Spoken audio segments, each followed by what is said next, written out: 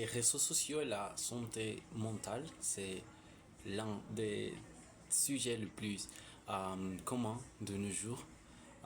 Tout le monde en parle et la, les réseaux sociaux et la santé mentale, je crois que ça commence quand on a commencé à voir euh, tous les risques parce que au début, on a tous utilisé euh, les réseaux sociaux, peut-être sans modération, sans savoir toutes les conséquences qu'on pourrait avoir en les utilisant.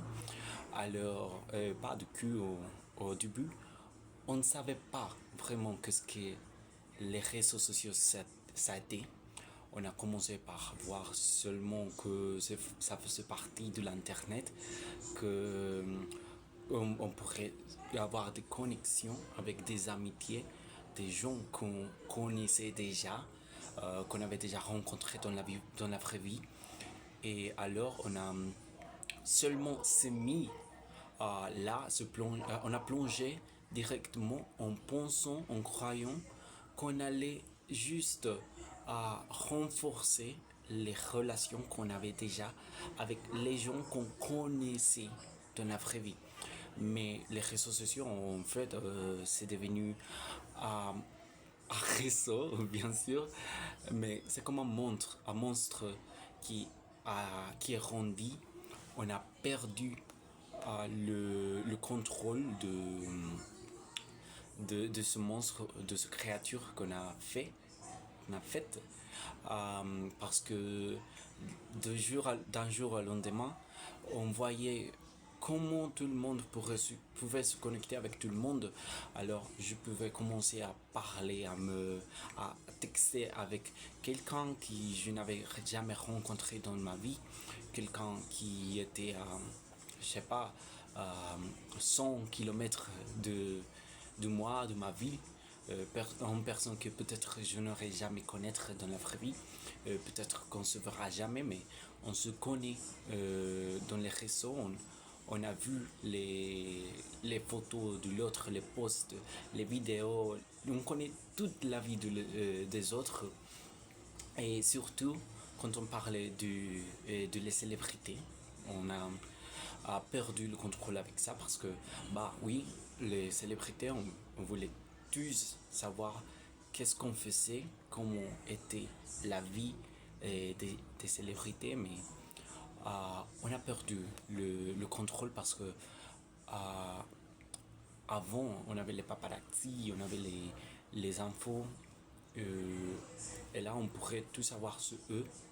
Mais maintenant, c'est eux-mêmes qui peuvent nous donner leur information. Et c'est presque comme une obligation qu'on a avec les fonds. Oui, parce que ils doivent toujours montrer quelque chose. Mais comme ils sont des figures publiques qu'on connaît tous, c'est un peu plus difficile pour eux parce qu'on ne peut pas justement montrer ce qu'on fait dans la vie, mais on doit le faire parfait. On doit faire pareil comme si on était toujours dans une présentation sur les stages, comme si on était toujours dans un film. Alors c'est quelque chose qui a aidé à faire euh, à créer une insécurité dans les gens dans la vraie vie, parce que on commence à faire comparaison, on commence à voir ce que cette star a et ce que je n'ai pas, ce que je manque.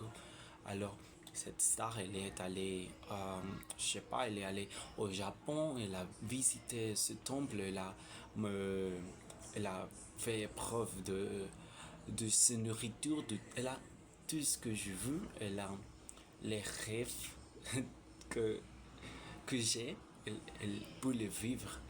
Et moi, je reste ici à la maison, j'ai les problèmes avec ma famille, j'ai l'université, j'ai beaucoup de choses à faire, mais alors c'est toujours cette comparaison en oubliant que ces gens sont eux-mêmes aussi des humains comme tout le monde y est.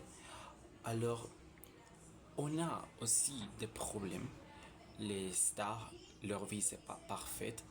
Ils doivent aussi se préparer. Il y a des choses qu'on ne voit pas. Peut-être on ne voit pas les efforts qu'on doit faire, le processus de création de photos, de vidéos, de tout ce qu'il y a derrière la scène. Tout ça, on ne le voit pas. Et c'est pour ça qu'on a beaucoup de problèmes avec la santé mentale aujourd'hui. Parce qu'on a oublié qu'il y a une frontière entre la fiction et la réalité. Ça est devenu trop peu visible. C'est peu visible maintenant. Alors, on croit que ce qu'on voit dans les réseaux, ce qu'on voit dans la télé, c'est la réalité des gens, quand c'est pas vrai que c'est une réalité.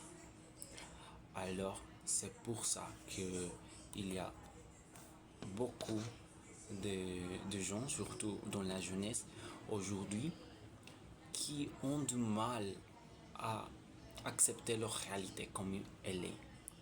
Parce qu'on fait toujours la comparaison, on croit que les autres vivent seulement ce qu'on nous montre, seulement ça qu'on voit dans les réseaux.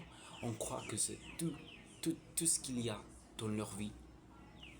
Et comme la jeunesse, les gens comme moi, ce sont les gens qui passent le plus de temps sur les réseaux. Alors on est plus confronté, on est plus on a une perception plus ronde de ce que se passe dans les réseaux. Et on peut voir aussi comment, et à raison de ça, à cause de ça, les gens ont commencé à se séparer, se laisser de leur amitié dans la vraie vie, de leur famille. Et ça fait aussi du mal à la santé mentale parce que on croit que en se textant, en s'envoyant des messages, des reels, des vidéos, on fait une amitié. Quand dans la vraie vie, on a besoin de ce contact, de se parler, de, de passer du temps ensemble, alors c'est quelque chose qu'on a commencé à perdre pour plus pouvoir se passer dans les portables, dans les réseaux. C'est quelque chose qui m'inquiète beaucoup de ma génération parce que c'est très difficile aujourd'hui de créer une relation qui est forte, une vraie relation. On est ensemble juste pendant un petit moment, on est ensemble juste pour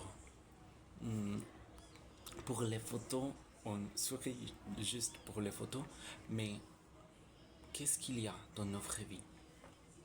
Alors je crois que on devrait, je ne sais pas vraiment quelle solution on pourrait rencontrer maintenant parce que je crois qu'il est à plus tard pour vraiment réfléchir sur l'effet que les raisons ont eu sur nous, sur la société.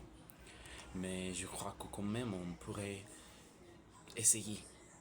On ne doit pas jamais perdre l'espoir, la foi dans ce que les humains peuvent faire, dans ce qu'on peut faire comme société lorsqu'on s'est réunis. Alors, je ne sais pas, mais il y a quelque chose encore qu'on peut faire. Et peut-être que si au début on passait moins de temps sur nos réseaux, sur nos portables, on pourrait arriver à résoudre ce problème qu'il y a dans la santé mentale, dans les réseaux, parce que ce n'est pas juste les réseaux ont, ont fortifié le problème, l'ont renforcé, mais de base le problème était là déjà. Alors j'espère qu'on pourra faire quelque chose encore.